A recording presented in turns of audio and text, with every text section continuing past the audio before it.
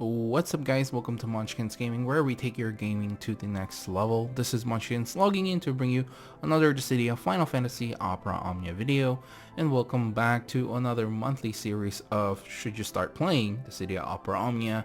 This time around we're taking a look at if you should start playing in the month of November 2020. So as always, this is going to be coming out, after the live stream, since we are looking at the slides here. And I do apologize that the video format has to be like this because of my night shift. I'm still very tired right now. It's 3 p.m. in the afternoon and I have slept for about 3 to 4 hours.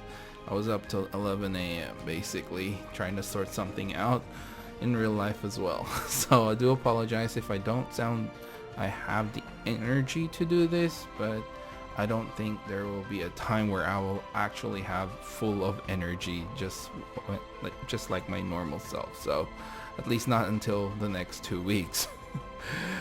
So anyway, let's go through all the slides that they have used in the community live stream today, and of course we'll check out the banners as well, and I'll give you just my few thoughts about it. So the first off is just a quality of life change. If you have seen 40's video about this, I do suggest you check it out. I'll try to leave a link in the description below about this as well. He's explained it a lot better than I will ever at this point in time, because I just don't have the energy to do it. But basically it'll just make it a little bit easier for us to get the passives that we want, especially if you do have the Moogle pass, which guarantees a double star passive. It's still going to be RNG based, whether you get what you really want or not, but it just makes it so much easier if you are farming those lovely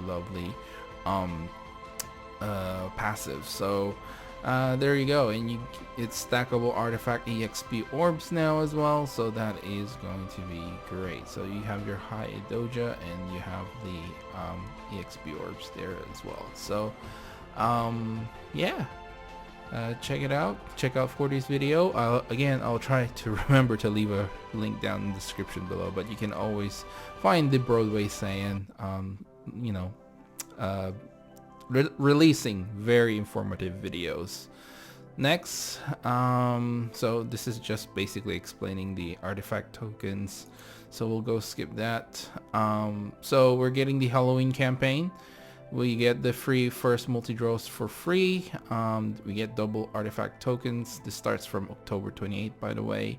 We get some new and returning stickers. This looks like it's very new in this one too. New chocobo panel missions and a 7-day Halloween gem sale.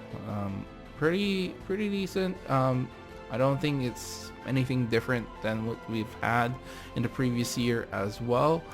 And the biggest shock in the global version of the game is we are getting a very first LD weapon. Global first LD weapon. So this is going to be for VV. So I just can't remember on top of my head. I know I did try to get VV before. Did I get his EX plus? Did I get his EX weapon at all? I can't remember. This is the problem. I feel like I might have. Leave down in the comments below if you do remember if I did get it in one of my pool videos. But anyway, he gets an LD weapon, Black Mage Staff, of course 9 for Final Fantasy 9, and he gets this really cool costume as well. So this is going to be starting from tomorrow. It's gonna be great. They did list this down, so I guess you can make this as a should you pull video as well. But obviously I have to really test this out first, but we can do a mini should you pull video on this. So the LD ability that VV is going to get is Doomsday, and this is the list here is basically what you are getting if you max limit break. the weapon. So it gets 3 uses. It will consume 30% of each party member's current HP. So if you played Final Fantasy 9, you know how this works. So it shouldn't be much of a surprise to you. They tried to make the mechanics the same, I believe. I personally haven't played. I never finished Final Fantasy 9. I know that's a very sacrilegious thing to say, but there's a lot of Final Fantasy I haven't played because of certain circumstances. But yeah, this is going to do a 4-hit Fire in Dark Magic Brave attack, which will have a 120% overflow, and it does ignore the defense, and it does do a group HP attack, which I do believe total damage each enemy. So I do believe that's 100% HP damage. This is triggered twice, and then it will inflict a 8-turn resist down debuff. So that's great for VV because he uses fire. His main element is fire, so a fire resist down is really great. And this is applied after the first HP attack, and he also gets a stacking mechanic called Memories of Soul. Now Memory of Souls will have a maximum of 5 stacks. This will grant him a 40% attack up and a fire enchant effect. This also prevents the fatal HP attack when his HP is at least 50% of his max HP, and when attacking an enemy's weakness, basically he will have a extra 20% max brave overflow limit. So think of Doomsday having a 140% as well, as long as you're attacking their weakness. When he has at least 1 stack of this Memories of Soul, he will trigger Embers of Darkness after his own turn. So basically this will consume 1 stack of Memories of Soul, and will consume 15% of each party member's current HP, and increases his brave by 70% of his attack, and will do a 4-hit group Fire Dark Magic Brave attack, which again ignores defense, and a group HP attack, which will have a 100% damage to all targets, and increases the Brave by 20% of the HP damage dealt afterwards. However, this does not trigger any knockback. Now, the biggest thing here is if Memories of Soul actually triggers whenever you just use his ability 1 or ability 2. From what I can understand, it does not need to be Doomsday ability before Memories of Souls trigger. So because it is a special effect. So you know those special icons? I think that's what they mean here. It's not a buff, it's not a frame buff, but a special effect, so you will see it and with a number as well. I don't know if they actually showed this in the stream because I did miss it. Again, lots of things to do, even though I'm still on night shift. But that's how I understand it. You can correct me if I'm wrong in the comments below. If they did show in the live stream, I do apologize, but that's what I think it is. So yeah, I'm sure there's a lot of you guys who will leave down the comments below and saying, Monch, you made a mistake, and I do apologize if I did, but from my understanding, that's the way it works. So next up is the Limited Abyss. Basically, this is going to be for Final Fantasy 9. If you guys remember the Final Fantasy 7 remake sort of Abyss, limited time Abyss, that is basically what this is, and the first multi-draw is going to be free. We are expecting VV's LD banner to be the one that they release. This both includes both normal and hard mode difficulties as well, so that will be pretty exciting. In terms of banner mates for VV, I don't know who it's going to be, and honestly, if it's a Final Fantasy thing, Final Fantasy 9 thing, I'm guessing we are getting, I don't know, maybe a Zidane, and who else have they not released for a while? I'm thinking maybe. Oh, I'm not really sure who they're gonna take on with this one. I'm thinking Zidane because he's pretty close with Vivi, but oh, Beatrix maybe. It's been a while since we got Beatrix, right? I mean, that's the only thing I can really. Oh, Steiner. I don't know, but we'll find out tomorrow anyway, and I might do a quick overview of that banner with that. But overall, like, his LD is pretty amazing. The only thing is it does consume 30% of each party member's current HP, so you really need a healer to go along with Vivi. It's and especially if you want to take advantage of Memories of Soul as well.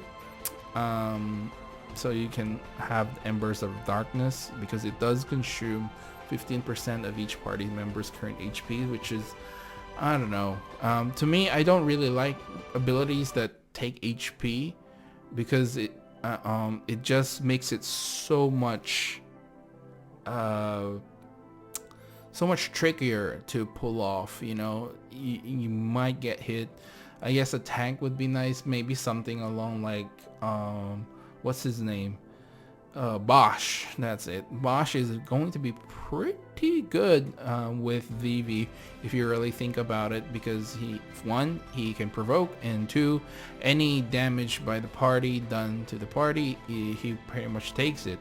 Now the question is he going to take all the 15% or 30% from each party members and make, you know, take that damage? Because it's not, I don't think it's considered damage when you take your own HP. See, because during fights, like if you use, like, for example, Dark Knight Cecil, and you reduce his HP down, when you finish the fight and you see the HP requirement, it doesn't actually add up. That's the same thing with oh god, it's so hard remembering names when Arden is the same. Like, he drops his HP down, but that doesn't count in the HP damage. So I'm not sure. Those are the things that I'm sure people will be trying out, and that'll be pretty exciting. Anyway, moving on to the next one is going to be the Act 2 finale. This is part 2, called Warriors of Light, which starts on the 2nd of November, which is, looking by the date, is going to be a Friday. No, that's October. What am I doing? Alright, so it will be a Monday. So I am actually doing still a night shift on that, so don't expect a day 1 video. So anyway, I do have the website Altema. This is where I check out the banners for upcoming events. So this will feature the Warrior of Light. I do believe if we move forward here, yep.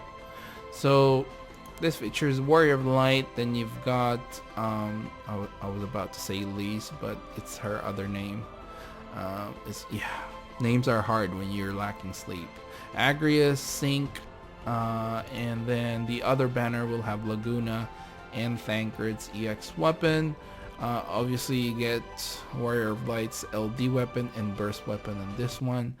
I'm probably gonna skip it since I don't have resources, and with Vivi there as well, I don't think I will have anything. Yeah, it's quite sad, but moving on. We get the new difficulty Lifenia, and again, this is the new difficulty. I'm sure a lot of you know, but if you're not familiar with this, this is basically the next level from Chaos difficulty fight, and this basically has a lot of different mechanics that you need to follow. You don't want the value to go down to 0, because that really means that you are dead. Now, according to early information, is possible to survive with a few things regarding this, like for example using Edge's party evasion buff. In the early Lifenia, by the way, it's not always guaranteed that Edge can actually save your butt from the special countdown going to 0. In the early stages of Lifenia, there are different ways to survive, but later down the track they are going to be able to bypass a lot of those things. So that also comes out with the story quests. Now let's move on to 8's Lost Chapter and Kurosame event. So the first multi-draw for 8 is still free. I do believe for Kurosame it's not anymore. So anyway, let's take a look at the banner for 8. He will have his LD being featured here, and then we got King and Quistis in the banner as well, and you still can get Warrior of Light's burst weapon on this particular banner. Next up is Kurosame's event. Kurosame gets an LD and his EX. The other one is Cypher and Edgar. Oh my gosh, this is a problem. I don't believe it's Edgar, by the way. Just so people know, I'm betting on that. So yeah, this is one of the most anticipated banners coming to global as well. But now that VV has come out with LD, I'm sure a lot of people will be pulling for that one. But yeah, if you are pretty satisfied not getting VV's LD and you don't have enough resources, I do suggest trying to get Kurosame. He is going to be pretty reliable in the Lifenia stages as well. So next up is going to be World of Illusions, the ultimate Bahamut fight. So this is where we can sort of refresh our resources, and honestly this is what I'm hoping for, to refresh my resources. Hopefully, well, this comes out on the 17th of November. I'm sure the date for Warrior of Light's LD will be gone in the banner list, I'm sure. Yeah, it's usually 2 weeks. So unfortunately I won't be able to go back on that banner. I mean, I can still technically chase for his burst, but the LD to me is much more important. But I'm pretty sure if I don't get Kurosame stuff, I'll be using a lot of my resources on this one to go back on that. So looking at this banner, we have Kuja's LD and burst. Ridia is there. Is that Porom? And then we got Papa Limo on one banner. And then on the other banner we have oh god, I still keep calling her Dagger. Kuja and what's her name? Lulu. That's it. Man. This banner is okay. I mean, if you're a big Kuja fan, obviously you're probably pulling on this one. To me, the better banner, which is the better banner for me? I think this one maybe. This Dagger is there. Forgive me if I keep using her name as Dagger. But that's just ingrained in me for some reason. Yeah, maybe that one. Not really sure. It really depends on you. These are, yeah, I think this one. No. This one's hard to say. It just depends on what you don't have, I guess. So anyway, that is the banner for that one. And then we get Dimensions End tier 17. You're gonna need some magic and melee characters for this one, because it is going to be resistant to range attacks and Brave Gain prevention as well. So there's that. That's on November 17th. November 20, we get Gao's Lost Chapter. And for that particular banner is this one. Again, Kuja's burst is there. You get his LD weapon, Gao's I mean, and then you get Terra, you get Selfie there as well. And then, well, a lot of people have been waiting, but here he is. Gladio is here. For those people who don't know that shadow, I'm sure a lot of you already know. I mean, if you're playing Final Fantasy, you know, you already know. This is another one of the most anticipated banners coming to the global version of the game, because he is going to be very viable for Lifenia stages. He's being used quite a lot in the JP version for people who are struggling. So here is another reason to save your gems for the global version of the game. And that's basically it. They have the Black Friday sale, which basically you spend $1 and you get a gem chest, only available once for 5 days. I'm not entirely sure how much gems. I'm guessing not too much, because it's only $1.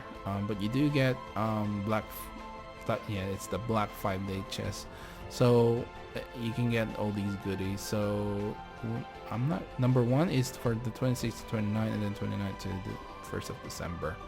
So be on the lookout for that one as well, because yeah, it's gonna be a pretty good deal.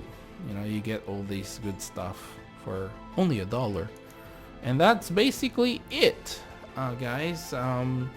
So I guess my final thoughts for the month of November is going to be a lot of meta characters that people are waiting for.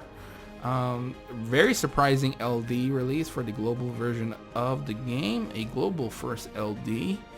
Pretty exciting stuff. If I have to compare this with last month, or I guess currently it's still this month at the time of this recording, if I compare it to October had a lot more freebies. November doesn't have a lot of freebies. It has a few, but October had that daily free multi-pool for the protagonist banner, which is really amazing. So to me, October, it is better for like newer players, because it lets them catch up with like all the EX weapons that, you know, they may have missed because they only started playing early on. But November is more for like the veteran players, because a lot of veteran players have been waiting for all these characters to come out. They have been saving all their resources for this. There's not a lot of freebies. Like I said, there are still few freebies, like the Warrior of Light. Both banners are free pull, and then the first pull for 8's banner is still free. However, they did not mention it any further. So yeah, even with Ultimate Bahamut, it doesn't say free. Usually they do say if it's free. So yeah, to me, again, October is more free, not free, more newbie friendly, and November is more veteran friendly. But should you start playing on the month of November? I think I mean, you know, I think you should, because the meta characters are here. Gladio and Kurosame, some of the budget ones without you needing a burst weapon can really help you clear content, and not just any content, some of the hardest contents in the game. So if you really want to try and catch up and, you know, start clearing like the hardest stages in the game, then I do suggest start playing now. Or if you have been playing, save your gems for these characters. VV is still remain to be seen whether he is going to be a meta character at this point in time, but usually global first characters remain in the meta for quite a while. I mean, if you have Aranea before, she basically killed or destroyed every single content in the game. So yeah, those are my final thoughts for this particular should you start playing Dissidia Omnia. Hope you guys did enjoy the video, even though it is recorded in this format. I do apologize, but if I'm not on night shift, it's not gonna be like this, okay? I once again apologize.